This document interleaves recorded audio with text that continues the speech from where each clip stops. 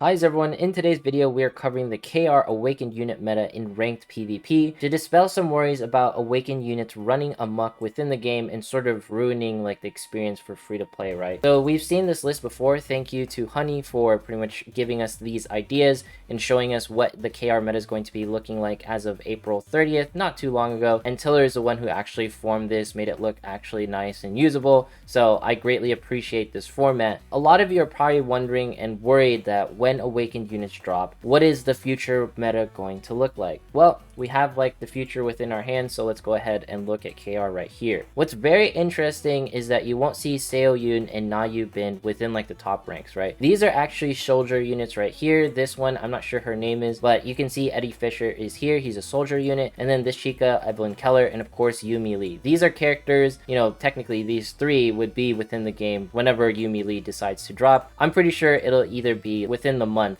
bare minimum. This is also another form of Yumi Lee. You can see how she's going to be very popular for overall units, and it sort of speaks volumes on how like the characters that we are getting now, the meta doesn't shift too much, right? You can see there's also variations of like the soldier like teams, because right now it seems like soldier is being overly used, like because this Chica with like the little red eye, she's a soldier, and then I guess the rest of the characters aren't soldiers. She must be so good to the point where people just like sort of want to run her everywhere. But what's interesting is this is the first time we've seen a Nayu Bin, you know, the king of PvP in some ways for like tank meta, but you're not also seeing much of Seoyun, and you're not seeing a lot of the units that are heavily talked about within like, you know, the metas and everything. I think that was the first time. No, that was Replacer Queen.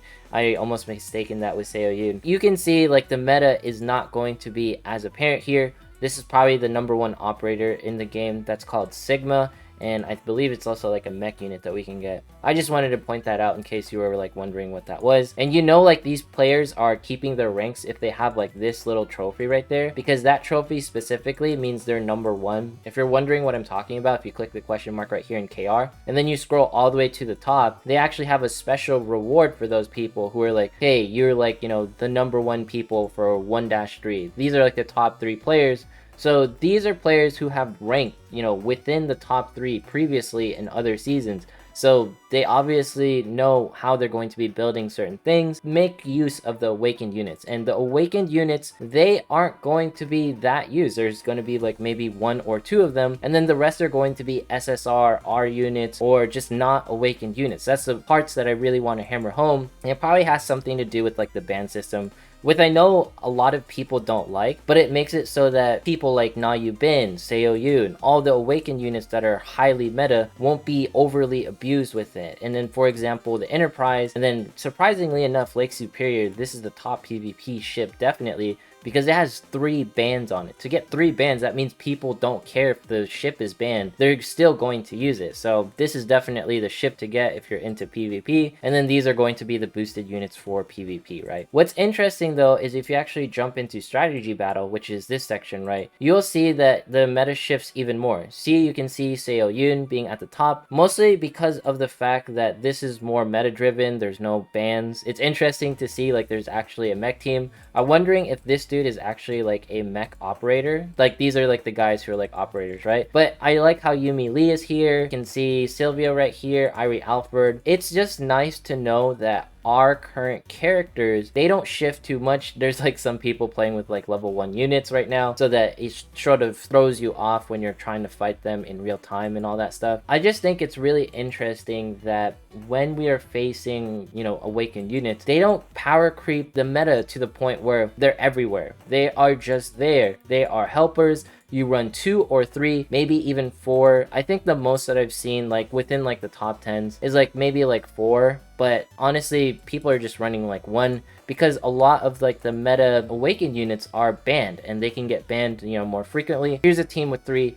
And this ship is also interesting. I really like this like little version of the robot. But let's go ahead and jump into other things and show the actual PvPs that I was sort of recording earlier. This is going to be like the top people. Odinson, I don't think he's there anymore, but that was just an example mech team in case you want to sort of copy that one. I don't think this one is in rotation anymore. What's interesting, this is the #1 player, obviously counter. Of course, Zhao Lin is like off, so I think this is Sayame or something, or Hayame. I'm not sure if I'm saying that right, so don't quote me on it. it. That's the #1 player currently. And then you can see here, I was recording 48838. This was the person who kept changing his team. Before he was running Na Yu Bin, sort of the meta change, and he was running Seo Yoon, and then now he kept running like this team with the other characters I can't really name. But note, Yumi Lee is still here. Janice, I think that's like the ship name for that, is now there, and then same with Ryan Ferrier is also here. I just think it's interesting how the meta is constantly shifting. And then if you scroll to the right here, Albion, this is going to be the shield ship. And note here that it's a friendly unit sort of ship, so it means everyone can get the shields.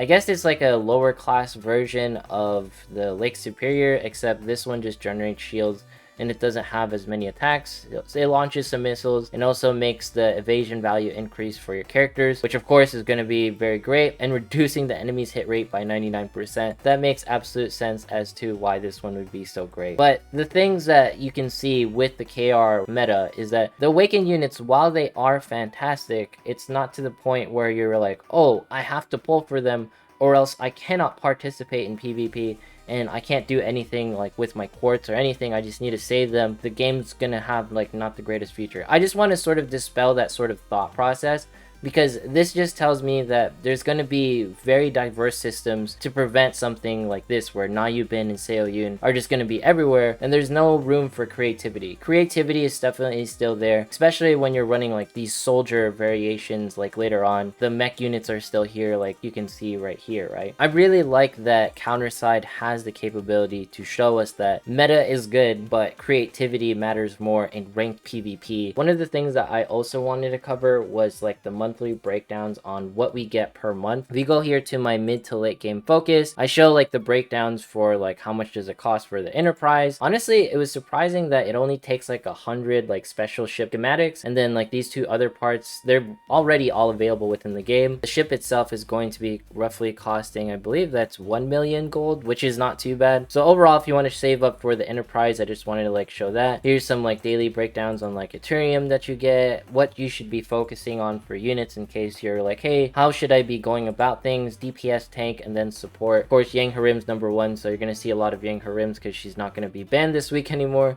That's going to be a little crazy. And this is probably the most important part: free-to-play monthly resources. I know like the part that got a lot of people was that not everyone will be able to buy the classified contracts pack per week, right? Because you can only technically get 3,948 like quartz per month, depending whether you rank in gold or you rank in silver.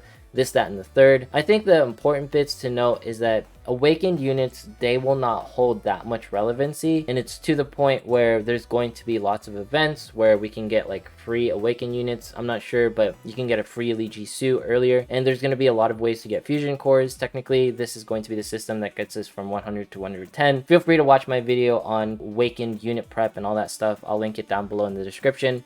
But just note that you can technically limit break 2 characters from 100 to 110 for free. And then employee contracts, we get technically 50 pulls per month, which is absolutely amazing. I think 50 pulls is much better. And that's not even including like, you know, the free rolls that we get daily. And then classified contracts, if you can afford everything, you know, 63 pulls. But it could get better as we go through the game. The monthly resources within like Counterside, I feel like it'll counteract PvP meta, where it's nothing but Awakened units. The game will remain at a healthy state, and for people who want to compete, you can still keep your gold ranks within ranked PvP, reaching higher, you know, reaching like the top ranks, and, you know, winning every single season and getting like #3 or top 1 every single season. That's going to be a whale's dream. I think it's just realistic and nice to know that some of the units like Evelyn Keller that we are using are still going to be used within the KR meta, and she's not going to be going anywhere when you know like the top 3 people in the KR meta are still using her to this day.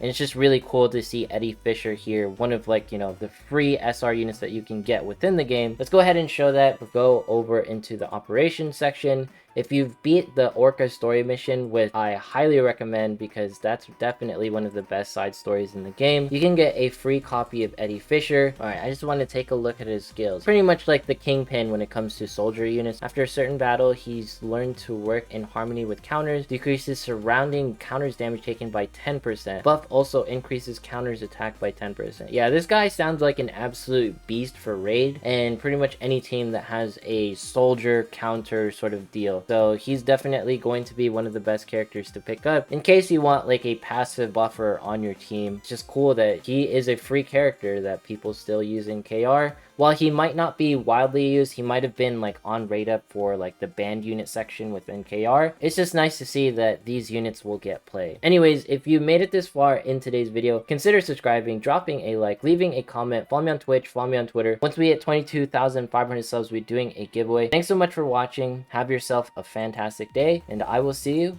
in the next one.